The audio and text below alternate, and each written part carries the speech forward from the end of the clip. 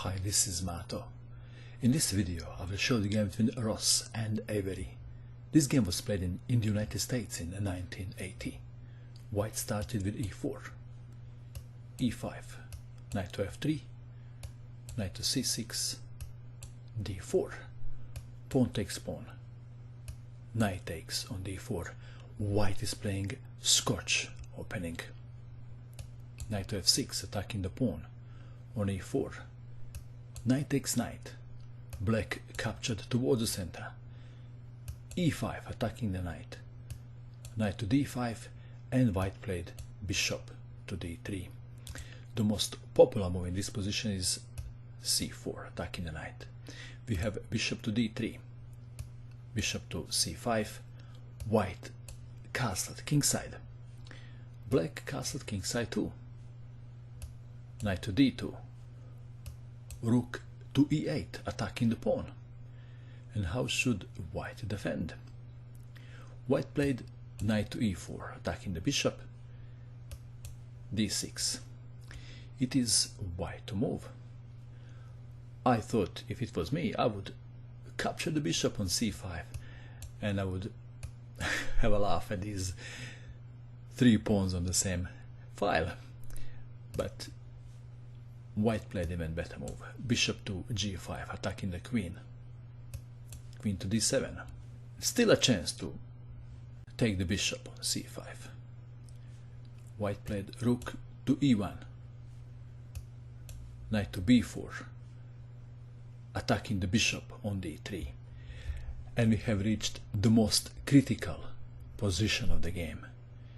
It is white to move. What would you do in this position if you had white pieces? If you wish, you can pause the video and you can try to find the winning move for white. Are you ready? What did you find? To tell you the truth, I didn't find the killer move. This is what I thought was winning. And then pawn takes knight. I just couldn't resist temptation. But there was much better move. That is the brilliant one. That is why white didn't capture the bishop.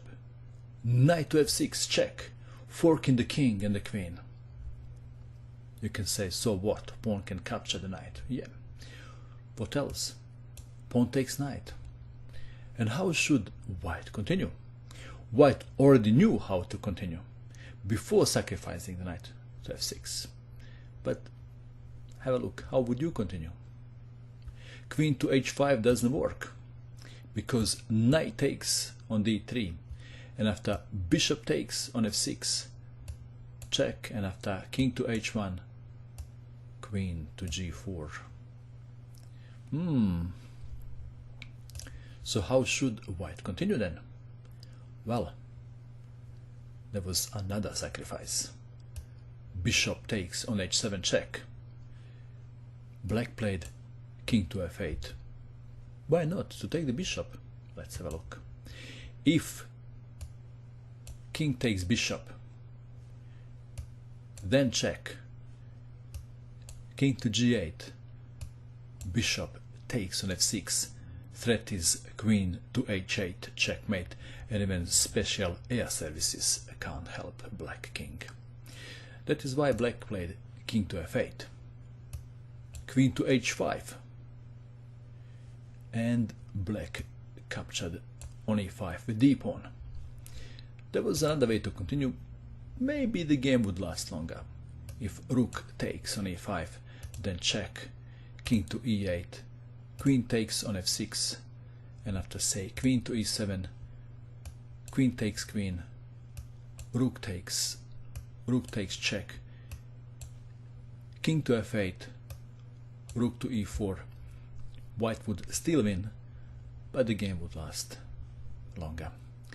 In the game we have d takes on e5, check, and in this position black resigned. The only move is king to e7, and now the obvious move is, can you see the obvious move? Everybody can see the obvious move. Is that the obvious move? Just kidding, it's not the obvious move. I am allowed to have some fun. This is the obvious move. Queen takes on f6. King to f8. And there is checkmate in one. Can you see it? Bishop to h6. Checkmate. They say, if you see a good move, think again. Maybe there is even a better move. So this may be a good move, but this is certainly a better one. And that is all. I hope that you enjoyed watching this video. I wish you good luck with your chess, and bye for now.